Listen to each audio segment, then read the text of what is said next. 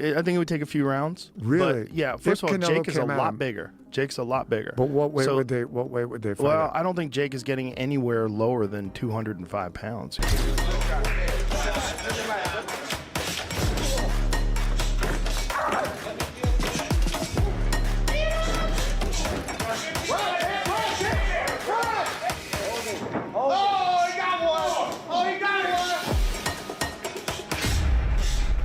There's a few Americans, and this might be crazy, I think Jake Paul's got a chance.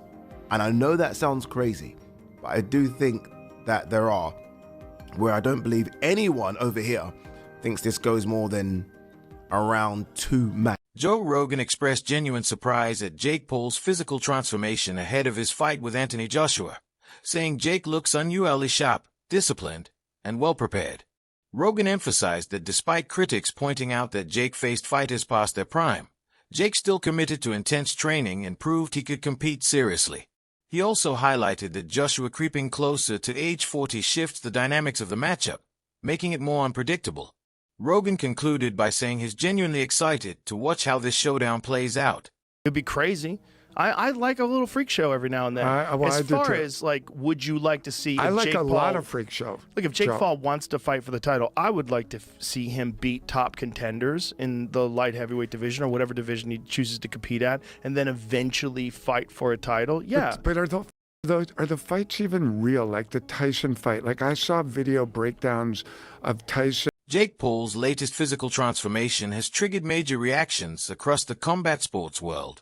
A circulating short clip shows a version of Jake that looks noticeably sharper, more compact, and significantly better conditioned than ever before.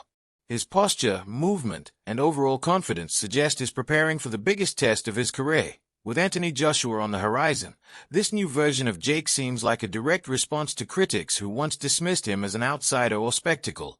He appears focused on proving that he belongs on a platform once reserved for true elite fighters. Fans have pointed out how dramatically his physique has changed in such a short period, reinforcing the idea that this camp is driven by discipline and intent, not entertainment.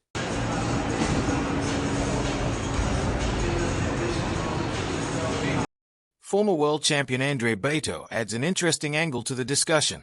He acknowledges that most people expect Anthony Joshua to deliver a dominant knockout, but he argues that the matchup isn't as straightforward as it appears. Berto points out that Joshua hasn't produced many standout performances recently, and that inconsistency brings uncertainty into the fight. Meanwhile, Jake Paul is surrounded by an experienced coaching team pushing him to maximize his youth, strength, and physical improvements. Berto suggests that although fans anticipate a one-sided outcome, everything hinges on what version of Joshua appears on fight night.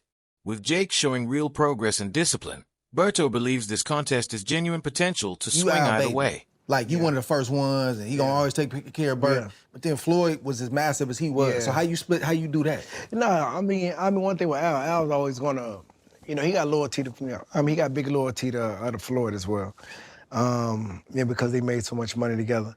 But you know, I mean, it's funny how, I mean, he can say whatever he want to say. You know what I'm saying? It's funny how that, you know, how the fight got. I mean, it kind of came about, but they had the Pacquiao and Floyd fight. We all go up there. You know what I mean? We check the fight out, you know, good situation. And then just me and my lady, we walking through the casino.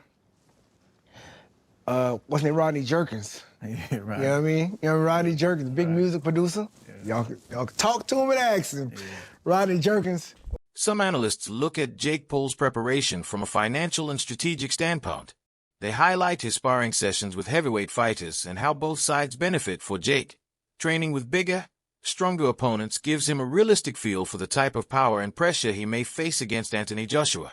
It forces him to adjust his timing, manage distance, and stay composed when taking heavy shots. For the heavyweights, the advantage is largely financial. Working with a high-profile name like Jake often means earning far more than they would in a typical camp.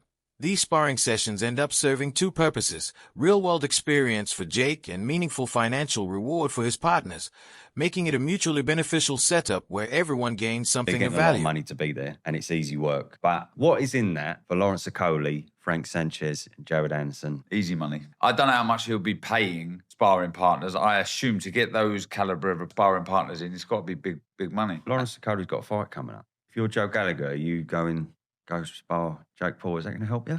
No, absolutely not. Are you going to get a bit of profile from it, perhaps? People are going to hear your name. Yeah. Does that help? I remember going to spar with Kessler, and I got £500 or euros for the week. It was the hardest money I've ever earned in my life. But how much did you learn from? Yeah, me, bundles. Yeah. What's a Coley learn? I don't get it. No.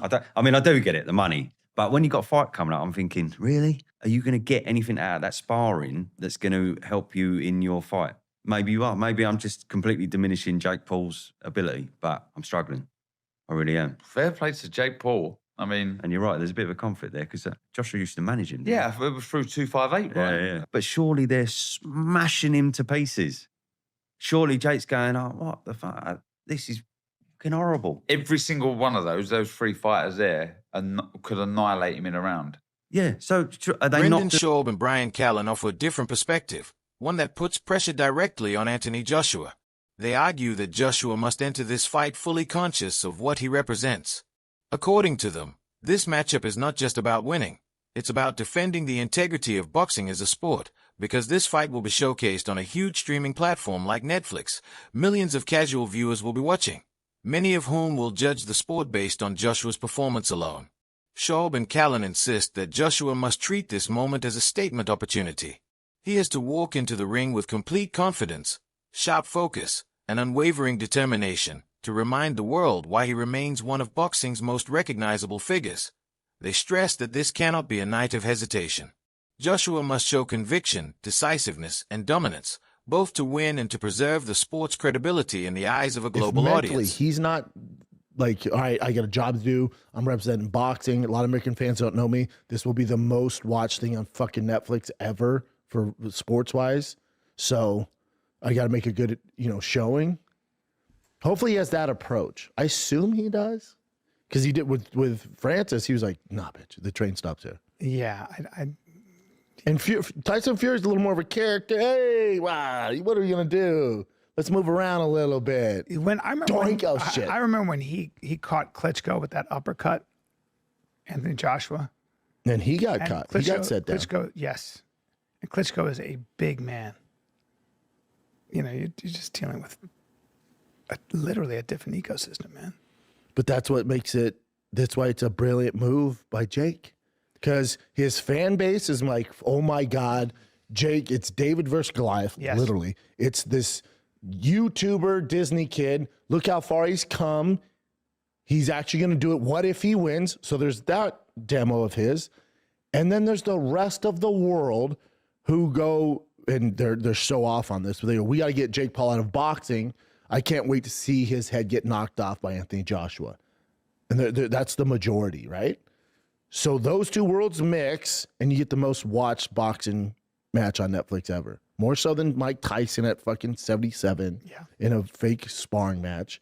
This, So if you're Jake, it's brilliant. Yeah, it is. Okay, so let's go through it. Let's say Jake gets knocked out 1 minute. Sports analyst Aid Oladipo widens the conversation by pointing out the adjustments Anthony Joshua has made within his own training setup. He explains that Joshua has refined his rhythm, sharpened his style, and approached this fight with a noticeably serious mindset at the same time. Oladipo notes that Jake Paul isn't entering blind. Knowing Joshua is evolving, Jake has likely made changes of his own, testing new approaches, expanding his technical skill set, and tightening the finer details that could give him an advantage. Oladipo believes Jake understands that this moment requires the best version of himself. With both fighters making strategic improvements ahead of the matchup, he sees a realistic possibility that Jake could produce a moment that genuinely shocks everyone watching. And, if you are Jake Paul, shit just got even more real. So AJ's taking it that serious. He's now training with the Usyk camp, not just for your fight, but for fights going forward. This isn't AJ saying, okay, you know what, I'm just going to train myself. Just get in shape and maybe just train with my amateur coach. This is AJ saying, no, we're going to train with Usyk's team. And I'm basically meaning, or I'm saying, I'm going to get in the best shape of my life. You want me to get down to 245 pounds? No problem. We've done that before, and that was one of my best performances before. Obviously, I'm talking about AJ versus Usyk too. So, I still can't believe it's happening, but it is happening. It will do incredible numbers. I've said that I think it will do numbers as big as Canelo Crawford. Some people have laughed at that. Don't laugh, honestly, because Canelo Crawford over here, it would have been a small, minute percentage of people that would have watched it on Netflix over here. AJ fighting over here, everyone's watching it. Everyone's watching it. Everyone's watching it in Africa because that's the impact AJ has. And obviously everyone's going to be watching it in America because of Jake Paul. And then because of how that photo looked. Again, David versus Goliath. People are now way more intrigued than they were for Gervonta Davis versus Jake Paul. So, I'm intrigued as to how it looks in the first 20 seconds. And then I'll be able to just make my mind up as to how long this goes. But I will still stand firm and say AJ should, not will, should get rid of Jake Paul in one round. Should. And if he doesn't, then... On Boxing Scene today, analysts described this matchup as one of the boldest choices Jake Paul has ever made. They noted that he could have continued fighting safer opponents, padding his record and progressing at a slower pace. Instead, he chose to step into the ring with a former heavyweight champion known globally for knockout power and high-level skill. This move puts Jake at massive risk, but the potential payoff is equally significant. Even if Jake simply performs well, analysts say it would permanently shift public perception. And if he somehow wins, the entire boxing landscape changes overnight. They emphasize that Jake taking such a dangerous fight shows genuine commitment to earning respect, not through marketing or hype, but through high-risk competition at the top level. He fought a guy that he was supposed to destroy, right? And then he went out there and he destroyed him. And he didn't play with his food. Yep. He didn't say, okay, it was Ngannou I'm talking about, obviously. Of course. Who gave Tyson Fury fits and really had everyone questioning Tyson Fury's ability because he struggled with an MMA fighter in his pro boxing debut.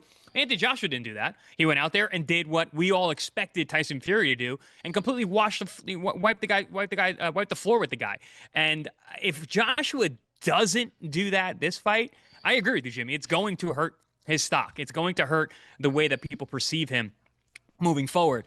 And also, I think, honestly, and if he doesn't go out there and just lay into Jake Paul and end it in the first, if not second round, to me, it's gonna look fishy to me. It's gonna look like this was a setup. This was an exhibition. This wasn't a real fight. If this is a real fight, it should be over in 90 seconds because Anthony Joshua is a legit gold medalist, super heavyweight, crazy athlete, awesome power, and Jake Paul just isn't on that level in any way. And he's not and he's undersized. You know, Jake Paul was fighting a cruiserweight in his last fight. He was under 200 pounds. You know, Joshua is a legit 250 pounds with abs, and the guy punches with the right hand like a cannon. The one advantage Jake Paul has had in previous fights, and we all know people who have worked with him, and they go, he's got natural power. He can hit pretty well for his size. Not elite, right? Not world champion, but he can hit pretty well for his size. Paulie, that one advantage that he's had in previous fights is completely gone in this one. Yes or no? Yeah, I mean, I still think Jake can hit a little bit. Yeah, he may be able, if you hit Joshua on the chin, you can hurt him. But that's been what if Mike Tyson? You gotta get there, Chad. Yeah, that's what I'm saying. What if Mike Tyson lands on Jake? What if Arturo Gatti would have hit Floyd Mayweather? I can remember that argument back 20 years ago. The what if he hits him on the chin? Analyst Sean Jones examines the marketing strategy behind Jake Paul's rise. He explains that Jake intentionally continues to use the label YouTuber fighting Anthony Joshua because it fuels interest, drives headlines, and shapes a compelling narrative. However, behind this marketable identity, Jake is no longer the inexperienced amateur people once dismissed. Jones points out that Jake has faced credible names, built an established training structure, and evolved into a legitimate professional athlete. According to him, Jake still leans into the entertainer persona deliberately, not because it reflects who he is today, but because it boosts viewership and keeps eyes on his journey. The reality, Jones argues, is that the version of Jake preparing for Joshua isn't just an online personality. He is a committed boxer with real skill, discipline, and a competitive mindset that continues to close the gap between image and ability. As a YouTuber, as a Disney star, I'm just a YouTuber, guys, and I'm going up against Anthony Joshua. All the cards are stacked against me, and I think people still buy into that narrative. Jake Paul is a bad boxer. He can't box. When I've seen pretty notable boxers say, look, Jake Paul is decent. I've seen a few people on my last video saying, how dare you say Jake Paul is a decent boxer? You've got to remember, when I say Jake Paul is decent, I'm not talking about within the context of being a world champion. I'm just talking about he's learned to box pretty okay, better than most people. He has actually beaten a couple pro boxers. Now, I know once again, we have the caveat that, the last pro boxer he fought wasn't a full-time boxer, hadn't fought in a couple of years, and his last 2 fights were losses. I get it, but he has still fought like 2 or 3 pro boxers. So he can box, but there are different levels to being able to box. Everyone can box, it's just to what level. Jake Paul has been doing this since, was it 2018, his first fight, or 2019? We're going into 2026. It's like 6 years, 7 years. He's been training consistently with a good team. How do you Jake Paul haters